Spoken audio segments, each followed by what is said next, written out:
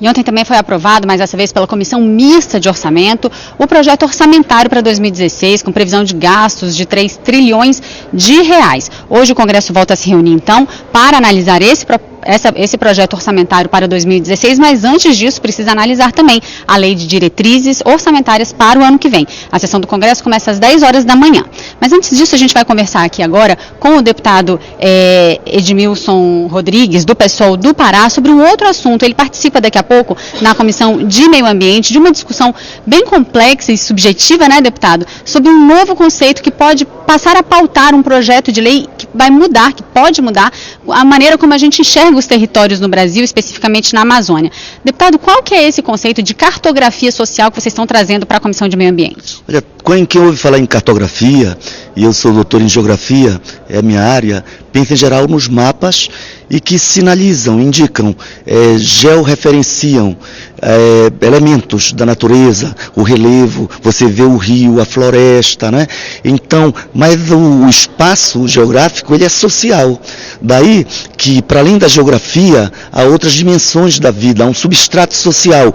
E numa sociedade desigual, os mais pobres, os que vivem a espoliação, as agruras da desigualdade social, tem uma certa invisibilidade, e nesse sentido é importante dar visibilidade, e podemos inclusive a partir desse debate com grandes cientistas como Alfredo Wagner, a doutora Jurandir Novaes, e também alguns movimentos sociais já cartografados, como Catadoras Babaçu no Maranhão, indígenas, afro-religiosos, indígenas urbanos em Belém, enfim, todos aqueles que em alguma medida sofrem a exploração, a espoliação, o preconceito, e apesar disso a invisibilidade, por conta de que os órgãos públicos muitas vezes negam a sua existência, na medida em que negam o seu direito ao território, ao uso do território em favor da dignidade. Por exemplo, o uso da água é garantido às grandes empreiteiras para fazer hidrelétrica e faturar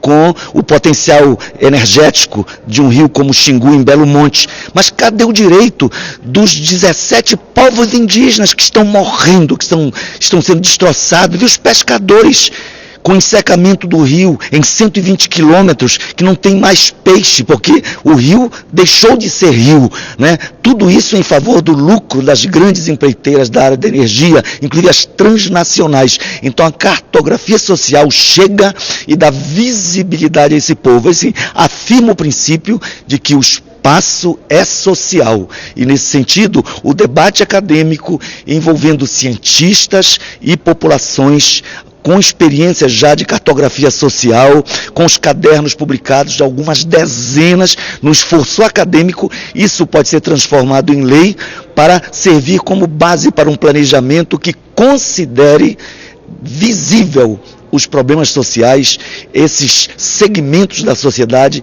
e lhes garanta verdadeira dignidade. Ou seja, é o planejamento, como você falou, um plano plurianual para 4 anos, uma lei de diretrizes orçamentária, uma lei do orçamento anual, como nós vamos aprovar daqui a pouco. Elas têm que considerar não o lucro da empreiteira, mas elas têm que considerar a obra visando o objetivo da obra. A obra tem que ser um investimento público para melhorar a vida do povo. Nesse sentido, política habitacional é para garantir o direito de um cidadão, o direito inalienável à moradia. Então, se um movimento de luta por moradia, se uma comunidade que mora numa favela, no Morro do Rio de Janeiro, ou numa baixada, numa área alagada de Belém, ou na Baixada Santista, ela tem direito à moradia, a cartografia social pode e deve dar visibilidade. Então, o mapa passa a ter aquele substrato social na verdadeira importância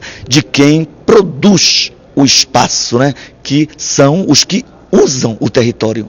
Essa lógica, então, pode pautar uma série de mudanças legislativas aqui no Congresso Nacional. O senhor acredita que essas mudanças poderiam prosperar, poderiam, de fato, ser alteradas e incorporadas à legislação? Eu creio que é muito importante para resolver as desigualdades nos municípios, as desigualdades entre municípios, as desigualdades entre as regiões. Então, por exemplo, quando se define que a Lei Candir é boa para o país, por que é boa? Porque a Vale, as madeireiras do Pará, do Amazonas, vão exportar o nosso produto sem gerar emprego e ter obrigação de pagar zero imposto, aí qual é o impacto disso? Quando você faz a cartografia social, você pode ver os impactos negativos disso e manter ou não a lei, ou alterar de modo que toda a legislação e todo o plano de ação, os programas, os planos governamentais de todos os órgãos do aparelho do Estado sempre considerem o objetivo de afirmar a democracia e a justiça social. Então é para resolver o problema da desigualdade e não para aprofundá-la. Deputado Edmilson Rodrigues, muito obrigada pela sua entrevista. Boa audiência pública para o senhor. E lhe agradeço. A gente volta ao estúdio com a Cláudia.